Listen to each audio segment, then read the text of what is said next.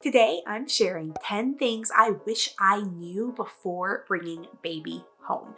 There are so many checklists out there and essential ideas, things we need to do to prepare for baby. But how are we supposed to know if we're preparing the right things? I constantly worried that I was preparing the wrong things with Jack, and it left me feeling so anxious. If I did the wrong things, what was gonna fall through the cracks? What was gonna be missing? It was gonna make new motherhood so much harder. That's why I'm telling you what I wish I had known before bringing baby home, so you can make smart decisions that are going to make your life as a new parent easier.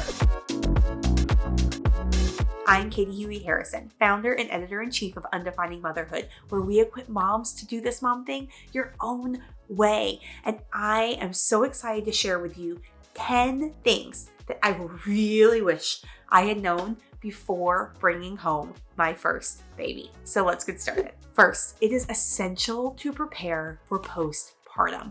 I cannot emphasize this enough. Our thoughts are so often with getting ready for baby, and we don't think about ourselves and our healing bodies. But if you carry your own baby, your body has so much recovery to do. So please take the time to prepare, get your things ready, have what you need sitting on the back of your toilet so that you can get ready to take care of yourself postpartum. I have tons of other tips on this. My favorite is in a video on creating a postpartum basket, so I will drop that link in the description below. Next, number 2, I wish I had understood that taking care of myself was going to matter as much as taking care of my baby was.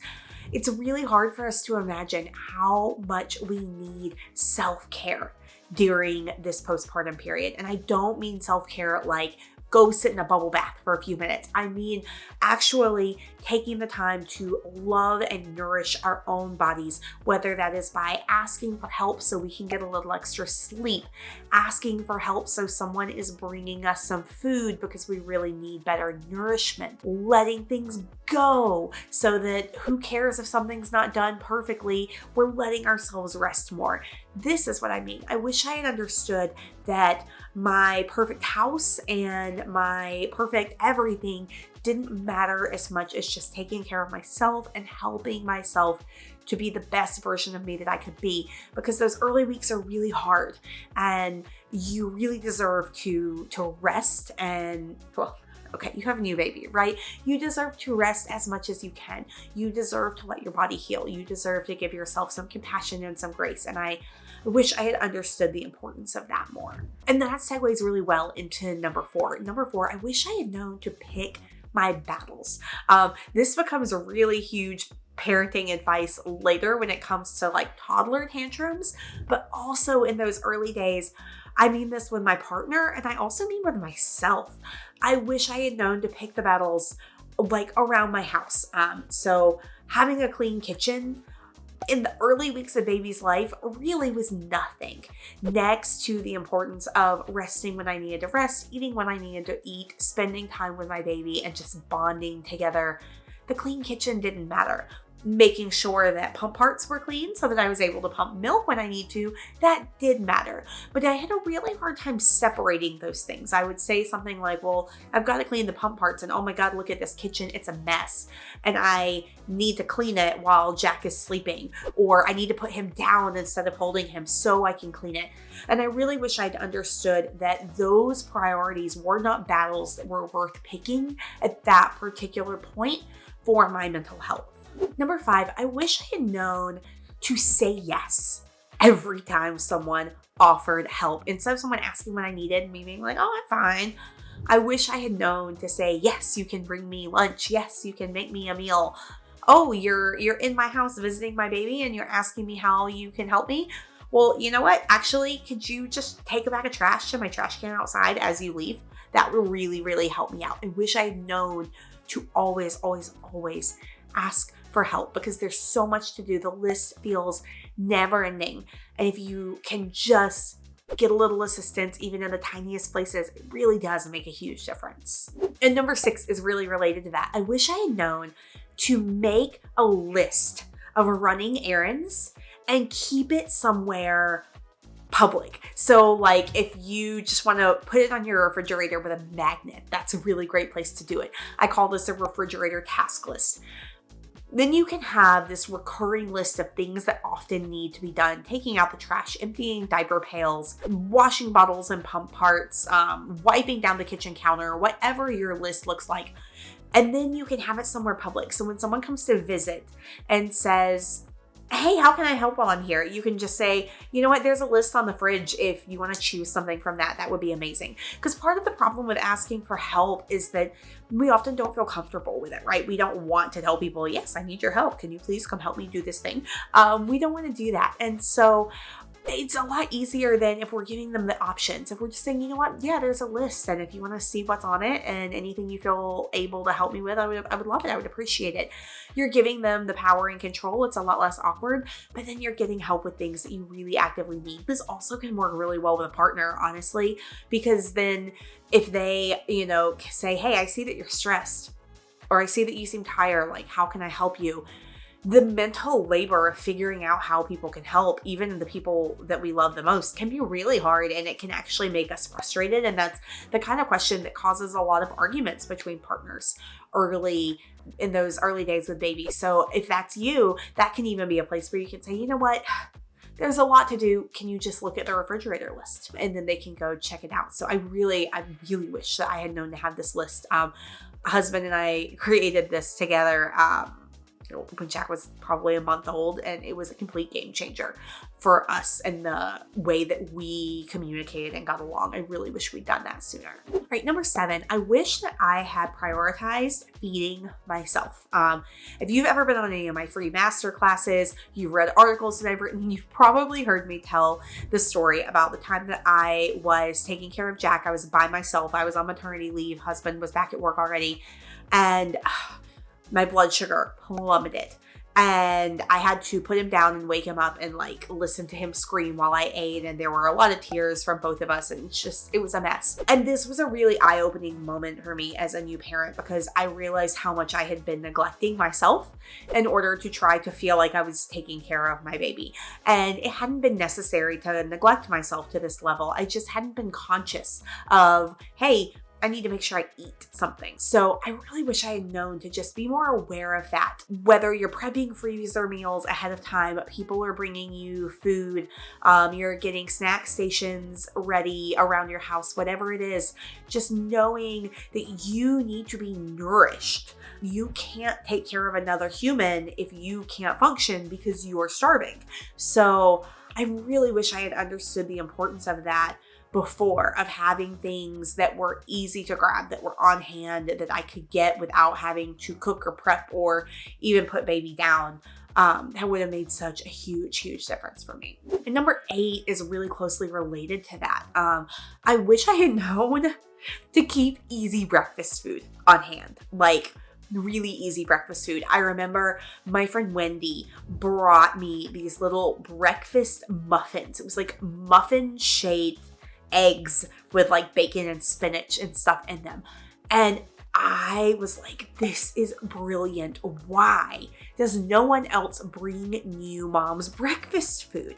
Because, when you think about it, you've had an exhausting night, you haven't slept enough, you're on baby's schedule, you probably aren't waking up before baby, especially in those early weeks before you're into any kind of routine. You're tired and you're sleeping until they wake you up. And so then they wake you up and you get up and you change them and you feed them and you start going about your day.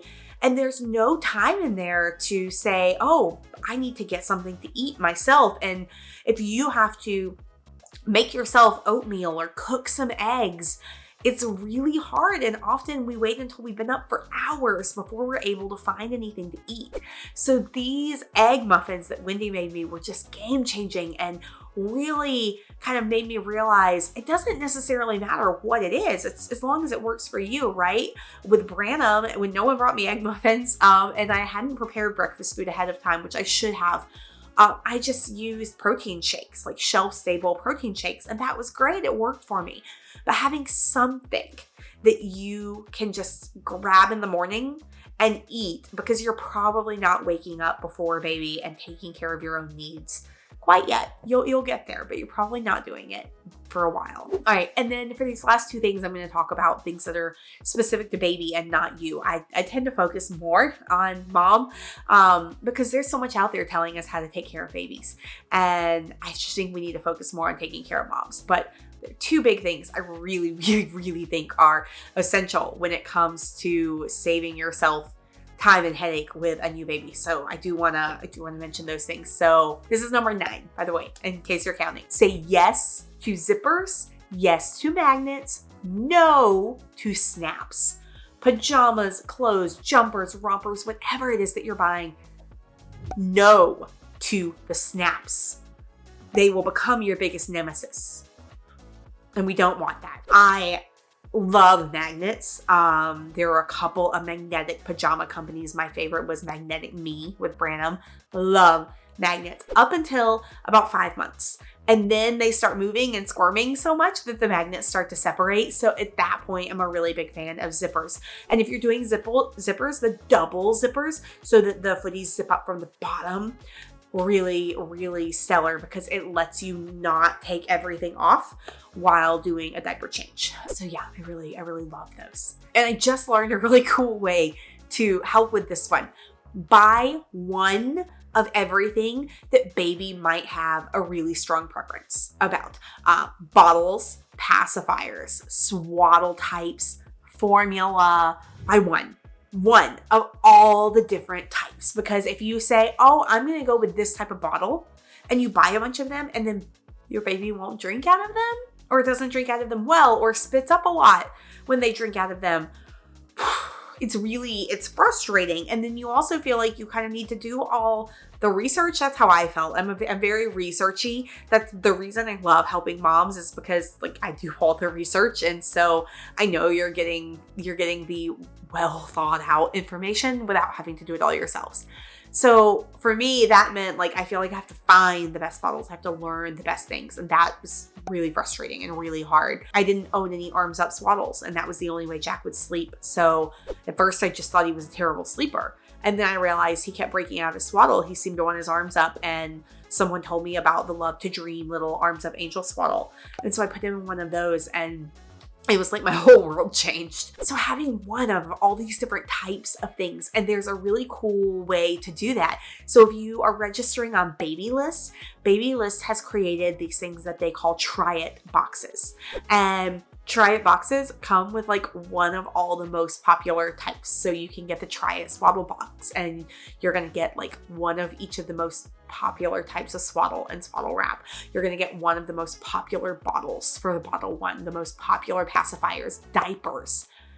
It's so cool, and it's so brilliant because it really it sounds so wasteful to be like, I just want one of a different thing. And a lot of companies don't even just want to sell you one, especially if it's something like bottles and pacifiers. So using something like that tool, and that wasn't around for me, but it's game changing. Like, I really love that they've done this. I think it's brilliant. So use that tool.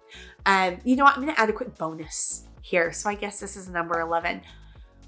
I wish I had known to go easier on myself in general, but especially when it came to baby's routine, or let's say lack of routine.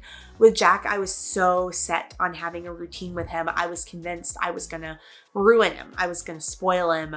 I was going to hold him too much. He was never going to be able to sleep in a crib on his own if I let him sleep on me. And it made it really hard to enjoy that time where he would just snuggle up on my chest and sleep, because I felt guilty. I felt like I was doing something wrong.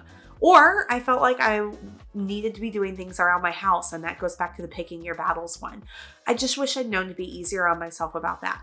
With Branham, my second baby, I was really careful to just try to enjoy that time and to savor it and to say, you know what, she's itty bitty. She's gonna know how to sleep in a crib. It's just gonna take a little while.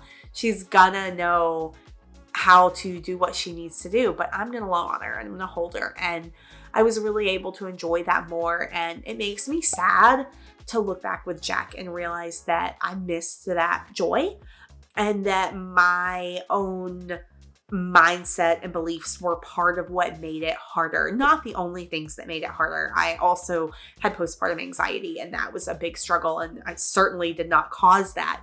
But I do wish I had known to just kind of be easier on myself and say, you know what, if you feel like snuggling your baby more, snuggle your baby more.